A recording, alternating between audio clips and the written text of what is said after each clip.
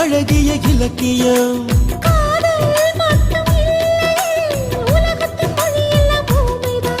உன்னில் நானும் என்னில் நீயும் தேடி தேடி உயிருக்குள் கலந்திடுவோம்.